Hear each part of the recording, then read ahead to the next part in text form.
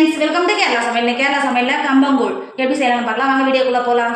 நம்ம கம்பங்கூழ் தான் பண்ண போகிறோம். அதுக்கு ஒரு கப்பு நான் கம்பு எடுத்திருக்கேன்.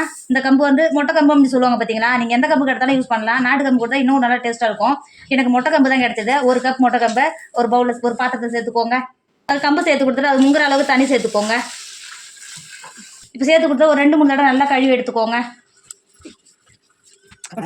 இப்போது கழுவி எடுத்துனால ஒரு முங்குற அளவுக்கு தண்ணி சேர்த்துக்கோங்க. தண்ணி சேர்த்து கொடுத்துட்டு மூடி ஒரு 4 மணி நேரம் நல்லா கம்பு ஊற வரைக்கும் ஒரு ஓரமாக மாற்றி வச்சுக்கோங்க. ஃப்ரெண்ட்ஸ், நம்ம ஊற வச்ச கம்பு நல்லா 3 மணி நேரம் நல்லா ஊறிடுச்சுங்க. பாருங்கள் எந்த அளவுக்கு நல்லா சூப்பராக ஊறி வந்துருக்கு பாருங்கள். இப்போ ஒரு மிக்ஸி ஜார் எடுத்துக்கோங்க. நம்ம ஏற்கனவே ஊற வச்சு எடுத்து வச்சுக்கோம்ல, கம்பு மிக்ஸி ஜாரில் சேர்த்துக்கோங்க. சேர்த்து கொடுத்துட்டு மிக்ஸி மூடி நல்லா அரைச்சி எடுத்துக்கோங்க. ஃப்ரெண்ட்ஸ், நம்ம கம்பு அரைச்சது இந்த அளவுக்கு இருக்கணும். இப்போ பாருங்கள் கொஞ்சம் ஒன்றும் அதிகமாக இருக்குது பார்த்தீங்களா. கம்பு முழுசாகவும் இல்லை மாவாகவும் இல்லை. இப்போ பார்க்கறதுக்கு எப்படி இருக்குது பாருங்கள். இது மாதிரி இருந்தால் தான் கூழ் நம்ம இடையில கம்பு கடிக்கும் போது டேஸ்ட் ரொம்ப நல்லாயிருக்கும். எனக்கு ரொம்ப ரொம்ப பிடிக்கும். இப்போ இதை நம்ம அரைச்சி எடுத்து வந்த கம்பை ஒரு பாத்திரத்துக்கு மாற்றிக்கோங்க.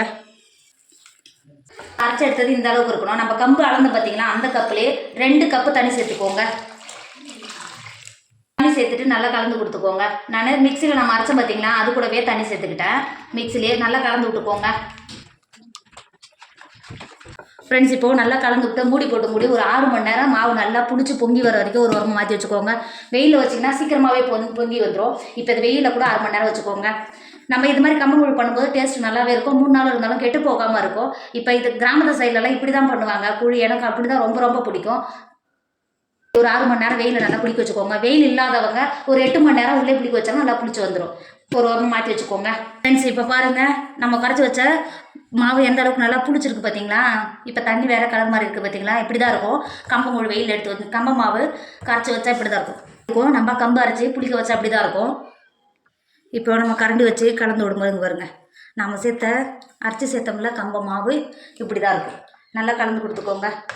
இப்போ கலந்து கொடுத்துட்டு மூடி ஒரு ஓரமாக வச்சுக்கோங்க.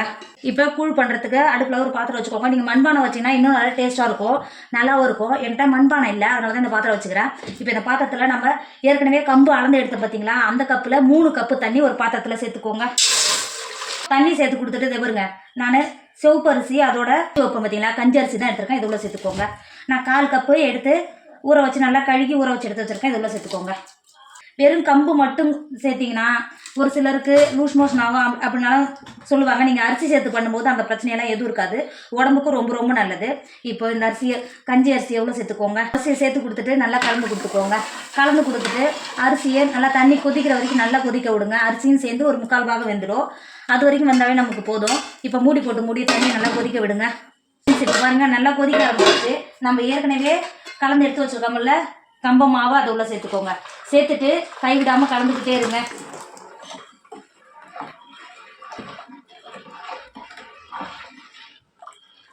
இப்போ நல்லா கலந்து கொடுத்துட்டு ஒரு 2 செகண்ட் மூடி போட்டு வேக வைங்க. பக்கத்துலேயே தான் இருக்கணும். நீங்கள் இது கொஞ்ச நேரம் வேகட்டும், தண்ணி எக்ஸ்ட்ரா இருக்குது அப்படின்னு நினச்சிட்டு போனீங்கன்னா கீழே அடி பிடிக்க ஆரம்பிச்சிடும். நீங்கள் பக்கத்துலேருந்து 2 செகண்ட் மட்டும் மூடி வச்சு திரும்பவும் எடுத்து கிண்ட ஆரம்பிக்கணும். இப்போ மூடி ஒரு 2 செகண்ட் நல்லா வேக வைங்க. ஃப்ரெண்ட்ஸ், இப்போ பாருங்கள் 2 நிமிஷம் ஆகிடுச்சு. இப்போது கம்பு எந்த அளவுக்கு நல்லா வெந்து மேலே வருது பார்த்தீங்களா. இப்போ கைவிடாமல் கலந்து கொடுத்துக்கிட்டே இருங்க. இல்லை அடி பிடிக்க வாய்ப்பு இருக்குது. நல்லா கலந்து கொடுத்துக்கிட்டே இருங்க. சீக்கிரமாகவே கம்பு நல்லா வெந்து வந்துடும். இப்போ கைவிடாமல் கலந்து கொடுத்துக்கிட்டே இருங்க. இப்போது 3 செகண்ட் தான் இருக்கு. நம்ம ஊற்றி எந்த அளவுக்கு நல்லா கெட்டியாகுது பார்த்தீங்களா. இப்போ ஒரு 10 நிமிஷத்துக்கு நல்லா கலந்து கொடுத்துக்கிட்டே இருங்க. கைவிடாமல் கலந்து கொடுத்துக்கிட்டே இருங்க. பாருங்கள் 10 நிமிஷம் ஆகிடுச்சு. எந்த அளவுக்கு நல்லா கெட்டியாகி வருது பார்த்தீங்களா. இப்போ நல்லா கைவிடாமல் கலந்து கொடுத்துக்கிட்டே இருங்க. இன்னும் ஒரு 5 செகண்ட் நல்லா கலந்து கொடுத்துக்கிட்டே இருங்க. இதோட 15 நிமிஷம் ஆகிடுச்சு. இப்போ நல்லா கம்பு வெந்துருச்சானே இப்போ எடுத்துட்டு இந்த மாதிரி பார்த்தீங்களா, இப்படி தொட்டு பார்த்தீங்கன்னா இந்த மாதிரி இருக்கணும் பார்த்தீங்களா. இப்போ நல்லா கம்பு நல்லா வெந்திருக்கு. இன்னும் ஒரு 5 செகண்ட் நல்லா கலந்து கொடுத்துக்கிட்டே இருங்க. நல்லா கிறுகி கொஞ்சம் கெட்டியாகிரு வரும். இப்போ நல்லா கலந்து கொடுத்துக்கிட்டே இருங்க. 20 நிமிஷத்துலேயே நம்ம கம்பு நல்லா வெந்து எந்த அளவுக்கு நல்லா கெட்டியாகிருக்கு பார்த்தீங்களா. இந்த கூழ் பண்ணுறதுக்கு நமக்கு 20 நிமிஷம் எடுத்துச்சு. இப்போ நல்லா வெந்துருக்கு பாருங்க. கம்பு நல்லா வெந்திருக்கு, நல்லா கெட்டியாகிருக்கு. இப்போ அடுப்புலேருந்து இறக்கி மூடி நல்லா ஆற வச்சுக்கோங்க. ஃப்ரெண்ட்ஸ், இப்போ பாருங்கள் ஒரு 15 நிமிஷம் நல்லா ஆறிடுச்சு. இப்போ 1 கப் தண்ணி சேர்த்துக்கோங்க. நீங்கள் இது மாதிரி தண்ணி சேர்த்திங்கன்னா கம்பங்கூழ் மேலே ஒரு மாதிரி காஞ்சி போன மாதிரி ஒரு ஆடை மாதிரி வரும் பார்த்தீங்களா, அது வராமல் இருக்கும். இப்போ மூடி ஓவர் நைட் அப்படியே விட்டுடுங்க. இப்போது மூடி வச்ச கம்பங்கூழே பாருங்கள் எவ்வளோ ஒரு சூப்பராக இருக்குது பார்த்தீங்களா. நம்ம தண்ணி சேர்த்ததுனால மேலே எதுவும் ட்ரையாக காயாமல் எப்படி இருக்கு பாருங்க. நீ ரொம்ப அது ஒரு 3 நாளைக்கு நீங்கள் ஸ்டோர் பண்ணி வைக்கிற மாதிரியா இருந்தால் தண்ணி சேர்க்க தேவையில்லை, அப்படியே யூஸ் பண்ணிக்கலாம். நீங்கள் இதுக்கு காலி ஆகிடும், அதனால தான் தண்ணி சேர்த்தா. நீங்கள் 2 நாள் வச்சுருக்கிற மாதிரியா இருந்தால் தண்ணி சேர்க்க தேவையில்லை. இப்போ இந்த கம்பை ஒரு கரண்டியை வச்சு எடுக்கும்போது இங்கே பாருங்க எவ்வளோ ஒரு கெட்டியாக எவ்வளோ ஒரு சூப்பராக வருது பாருங்க எடுக்கிறதுக்கு. இப்போ நம்ம எடுத்த கூழை இந்த மாதிரி ஒரு மண்பானையிலையோ ஒரு பாத்திரத்துலையோ சேர்த்துக்கோங்க. இந்த மாதிரி மண்பாத்திரத்தில் சேர்க்கும் போது டேஸ்ட் இன்னும் நல்லா சூப்பராகவே இருக்கும். சேர்த்துக்கோங்க. கம்பங்கூழை சேர்த்து கொடுத்துட்டு நம்ம எடுத்துகிட்ட ஒரு 3 டேபிள் ஸ்பூன் தயிர் சேர்த்துக்கோங்க.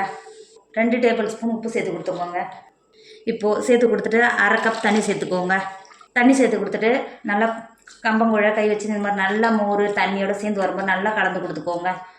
ஃப்ரெண்ட்ஸ், நம்ம கரைச்சி எடுத்தது இந்த அளவுக்கு இருக்கணும். கெட்டி எதுவும் இல்லாமல் நல்லா கரைச்சி எடுத்துக்கோங்க. இங்கே பாருங்கள், நம்ம கரைச்சது இந்த அளவுக்கு இருக்கணும். ஒரு கைப்பிடி அளவு சின்ன வெங்காயத்தை நல்லா பொட்டியாக கட் பண்ணி வச்சுருக்கேன், அது மேலே தூவிக்கோங்க. வெங்காயமும் சேர்த்து சாப்பிடும்போது அடிக்கிற சம்மர் வெயிலுக்கு சூப்பராக இருக்கும். வெங்காயம் ரொம்ப ரொம்ப நல்லது உடம்புக்கு, சேர்த்து கொடுத்துக்கோங்க. ஃப்ரெண்ட்ஸ், இப்போ பாருங்கள் குழு குழுன்னு நல்லா கம்பங்கூழு சூப்பராக ரெடி ஆகிடுச்சு. இதோட டேஸ்ட் அவ்வளோ ஒரு சூப்பராக இருக்கும். நீங்கள் அடிக்கிற சம்மர் வெயிலுக்கு கண்டிப்பாக இது மாதிரிலாம் செஞ்சு சாப்பிட்டீங்கன்னா உடம்புக்கு ரொம்ப ரொம்ப நல்லது. இப்போ பாருங்கள், நான் கம்பங்கூழுக்கு தொட்டுக்கிறதுக்கு மோர் மிளகா பாருங்கள், மோர் மிளகா இது மோர் மிளகா வறுத்து வச்சுருக்கேன், சுண்டக்காய் வறுத்து வச்சுருக்கேன், மாங்காய் பச்சடி செஞ்சு வச்சுருக்கேன். இது 3 வீடியோவும் நான் ஏற்கனவே போஸ்ட் பண்ணியிருக்கேன். உங்களுக்கு வேணும்னா டிஸ்கிரிப்ஷன் பாக்ஸில் லிங்க் இருக்குது, செக் பண்ணி பார்த்துக்கோங்க. என்னோட வீடியோ உங்களுக்கு பிடிச்சிருந்தா உங்கள் ஃப்ரெண்டு உங்கள் ஃபேமிலிக்கு ஷேர் பண்ணுங்கள். மறக்காமல் கேரளா சமையலை சப்ஸ்கிரைப் பண்ணிக்கோங்க. எனக்கும் கொஞ்சம் ஆதரவு கொடுங்க. தேங்க்யூ.